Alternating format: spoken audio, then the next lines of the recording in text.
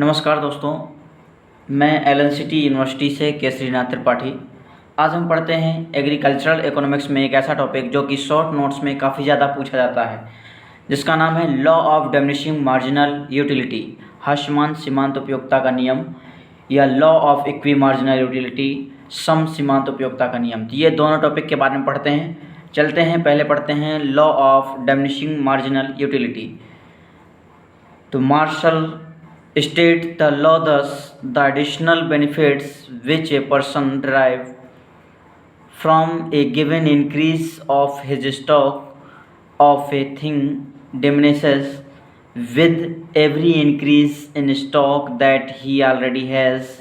In other words, as a consumer takes more unit of a good, the extra utility or satisfaction that he derives from an extra unit of the goods goes on falling. It should be carefully noted that it is the marginal utility and not the total utility that declines with the increase in the consumption of a good। मतलब martial के अनुसार उन्होंने ये बताया है कि किसी भी व्यक्ति को किसी भी चीज़ की जो स्टॉक में दी गई वृद्धि है, तो उसके अतिरिक्त जो उसको लाभ मिलता है वह उसके पास पहले से ज़्यादा मौजूद जो स्टॉक है वो हर वृद्धि के साथ कम होता जाता है। जैसे दूसरे शब्दों में बोलते हैं कि जैसे जैसे उपभोक्ता किसी भी वस्तु की अधिक इकाई लेता है, तो वस्तु की एक अतिरिक्त इकाई उसे मिलने वाली अतिरिक्त उपयोगिता या संतुष्टि घटती जाती है। यह सावधानीपूर्वक ध्यान दिया जाना चाहिए कि यह सीमांत उपयोगिता है, ना कि कुल उपयोगिता जो किसी वस्तु की खपत में वृद्धि के साथ घटती है। जैसे कि अगर हम बिस्किट खाते हैं, तो अगर हम पहला बिस्किट खाते हैं तो हमें उसको खाने में बहुत खुशी मिलती है। उसके बाद जब हम दूसरा बिस्किट खाते हैं तो हमें थोड़ा कम संतुष्टि मिलती है, और तीसरा बिस्किट खाते हैं तो तीसरे बिस्किट में दूसरे की अपेक्षा कम संतुष्टि मिलती है, फिर चौथे में और कम, पाँचवें में और कम। इस प्रकार जो हमारी संतुष्टि है, जिस हिसाब से हम वस्तु को यूज़ करते हैं, उस हिसाब से हमें उससे संतुष्टि का अनुभव कम होने लगता है। और एक समय ऐसा आता है कि जब वह शून्य पर जाकर गिर जाता है। तो जैसे चलते हैं नेक्स्ट पेज में देखते हैं, जैसा कि the law of diminishing marginal utility means that the total utility increase but at the decreasing rate. The presented below show that when our hypothetical consumer goes on taking biscuits, the extra satisfaction that he gets by the consumption of each successive biscuit goes on decreasing till it goes down to 0 at the sixth, and then it become negative.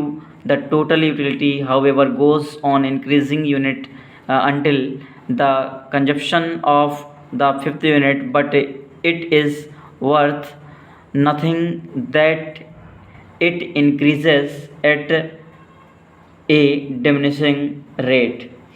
मतलब ह्रासमान सीमांत उपयोगिता का जो नियम का अर्थ है कि कुल उपयोगिता बढ़ती है लेकिन घटती दर से।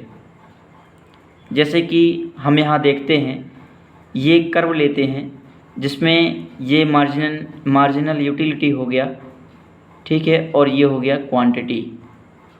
अगर हम यहाँ देखते हैं जिस प्रकार ये भी कर्व सेम है, तो इसमें देखते हैं ये मार्जिनल यूटिलिटी हो गया और ये हो गया क्वांटिटी। तो जैसे अगर कोई कैंडिडेट ये 10 पैकेट बिस्किट ले रहा है, जैसे ही 10 पैकेट बिस्किट ले रहा है, एक कदम आगे बढ़ा, एक पैकेट बिस्किट लिया, उसको बड़े चाव से खाया 10 बिस्किट को, ठीक है। उसके बाद दूसरा पैकेट लिया, 8 पैकेट खाया, 8 बिस्किट खाया उसमें से। फिर तीसरा पैकेट लिया, तीसरे पैकेट के बाद 6 बिस्किट खाया। फिर चौथे पैकेट के बाद चौथे पैकेट लिया तो उसमें 4 बिस्किट खाया। पाँचवा पैकेट लिया तो 2 बिस्किट खाया, और छठे पैकेट लिया तो उसकी बिस्किट खाने की इच्छा नहीं हुई, और फिर छठे के बाद जो है नेगेटिव चला गया। मतलब law of diminishing marginal utility वह है जिसके अंतर्गत अगर हम किसी वस्तु को यूज़ करते हैं तो वो हमें स्टार्टिंग में अच्छी संतुष्टि प्रदान करता है, तो अब हम उसको यूज़ करते जाते हैं तो उससे ये समझिए मन भर जाता है, मन भरते चला जाता है और एक समय ऐसा आ जाता है कि जब हमें बिल्कुल वो खाने की इच्छा नहीं होती है और बाद में हमें उसको वो फेंकना ही पड़ता है, तो वो नेगेटिव में चला जाता है, जिसको हम बोलते हैं law of diminishing marginal utility. ठीक है, कुल उपयोगिता बढ़ती है लेकिन घटती दर से, total utility increases but at a decreasing rate. ठीक है, नेक्स्ट चलते हैं law of equi marginal utility. तो every rational person wants to make the best use of resources. This is necessary because resources are scarce in relation to want. Every consumer aims at getting the maximum possible satisfaction. According to the law of equimarginal utility, a consumer would so allocate his limited income on the purchase of various goods that maximize his level of satisfaction. For this purpose he will substitute the more useful for the less useful thing.